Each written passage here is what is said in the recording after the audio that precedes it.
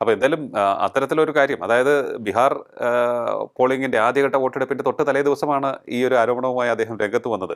അതിന്റെ ഒരു ടൈമിങ്ങും വളരെ പ്രസക്തമാണെന്ന് തോന്നുന്നു. അല്ല, അതിൽ രണ്ട് അപകടമുണ്ട്. ഒന്ന്, ബീഹാർ തെരഞ്ഞെടുപ്പിൽ ഈ നമ്മൾ കഴിഞ്ഞ ദിവസം ചർച്ച ചെയ്തതാണ് ഈ വിഷയം. ഈ മാധ്യമങ്ങളും നിരീക്ഷകരും മോഡി വിരുദ്ധരായിട്ടുള്ള ചില മാധ്യമ പ്രവർത്തകരടക്കം പറയുന്നത് അവിടെ ദേശീയ ജനാധിപത്യ സഖ്യത്തിന്, അത് BJP JDU സഖ്യത്തിന് ഒരു മേൽക്കൈ ഉണ്ട്. ആ മേൽക്കൈ ഉണ്ടായിട്ടുള്ളത് ഇവരുടെ രാഷ്ട്രീയ ശക്തി കൊണ്ട് മാത്രമല്ല, സാമുദായിക പിൻബലം കൊണ്ടാണ്. ബീഹാറിലെ വോട്ടെന്ന് വെച്ചാൽ ജാതികൾക്കുള്ള വോട്ടാണ്. അതെ അതെ. അവിടെ മുസ്ലിം യാദവ് വിഭാഗങ്ങൾ മാത്രമേ, അല്ലെങ്കിൽ പിന്നെ മല്ല എന്ന് പറഞ്ഞൊരു വിഭാഗം കൂടി ഒഴിച്ചാൽ വേറെ ആരും തന്നെ സാമുദായികമായിട്ട് ഈ RJD കോൺഗ്രസ് സഖ്യത്തെ പിന്തുണയ്ക്കുന്നവരില്ല. മറിച്ച് മറ്റ് സമുദായങ്ങളിലേക്ക് ഒരു വലിയ മഴവിൽ മുന്നണി ഉണ്ടാക്കുന്നതിൽ നിതീഷ് കുമാർ വിജയിച്ചു. അതിൽ മുന്നോക്ക സമുദായങ്ങളെ പ്രതിനിധീകരിക്കുന്ന BJP ഉണ്ട്, കുർമികളെയും കൊയിലികളെയും മറ്റ് പിന്നാക്ക സമുദായങ്ങളെയും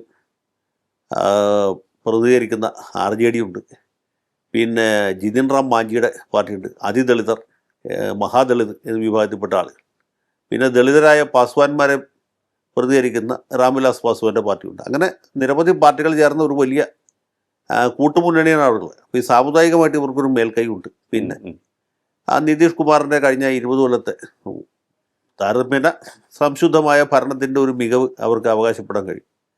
പിന്നെ മോഡി നിതീഷ് ഇരട്ട എഞ്ചിൻ സർക്കാർ എന്ന ഒരു ഇതുണ്ട്. പിന്നെ ഏറ്റവും ഒടുവിൽ ഈ സ്ത്രീകൾക്ക് 10,000 രൂപ വെച്ച് കൊടുക്കുന്ന പോലുള്ള വലിയ ക്ഷേമ പദ്ധതികൾ നടപ്പാക്കി. അത് ഈ മധ്യപ്രദേശിൽ പണ്ട് ശിവരാജ് സിംഗ് ചൗഹാൻ ചെയ്തതാണ്.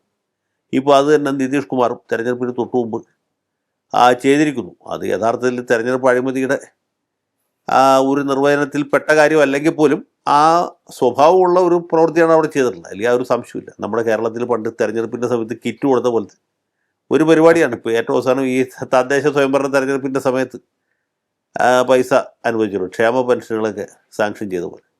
അതൊക്കെ ഒരു തരത്തിലുള്ള ഒരു ഉടായിപ്പ് പരിപാടിയാണ്, എങ്കിൽ പോലും അതൊക്കെ ചെയ്തിട്ടുണ്ട്. അപ്പോൾ ഇതിൻ്റെയൊക്കെ വെളിച്ചത്തിൽ ഇവർ ജയിച്ചു വരും എന്നാണ് പൊതുവെ പറയുന്നത്.